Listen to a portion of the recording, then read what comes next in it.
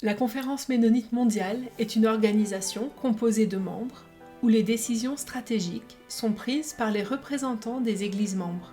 Au sein de cette structure, Christ est le centre de nos vies et le chef de l'Église mondiale.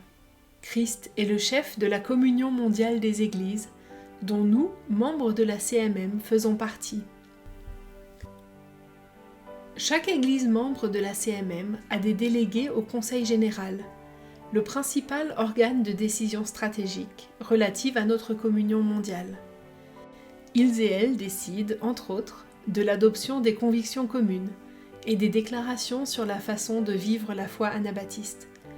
Ils et elles nomment les personnes chargées de la gouvernance. Ils et elles valident les projets et les priorités. Le Conseil général se réunit tous les 3 ans. Au quotidien, le Conseil général est secondé par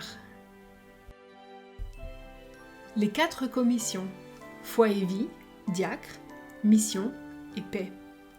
Chaque commission a une délégation de chaque continent, choisie parmi les membres du Conseil général, un ou une secrétaire nommé par le secrétaire général, et une ou un président et des experts, approuvés par le comité exécutif et validés par le Conseil général.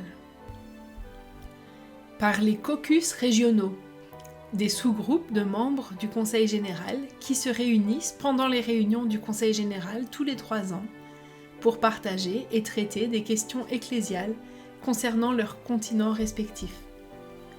Par le comité exécutif et les membres du bureau qui assurent le suivi des décisions prises par le Conseil général, approuvent les propositions à examiner au sein du Conseil général et se prononcent sur les questions juridiques et administratives. À partir de 2024, 2 équipes rendent compte au comité exécutif, le groupe de travail pour la protection de la création et les jeunes anabaptistes, par l'intermédiaire du comité YABS. Le comité exécutif peut créer ou clôturer d'autres groupes de travail à l'avenir. Enfin, le Conseil général est soutenu par des membres du personnel qui rendent compte au comité exécutif par l'intermédiaire du secrétaire général. Grâce à cette structure interdépendante, nous recueillons les avis de toutes les églises membres. Nous prenons nos décisions d'une manière qui soit pertinente et inclusive pour tous les membres. À bien des égards, cette structure transmet nos convictions et nos valeurs anabaptistes.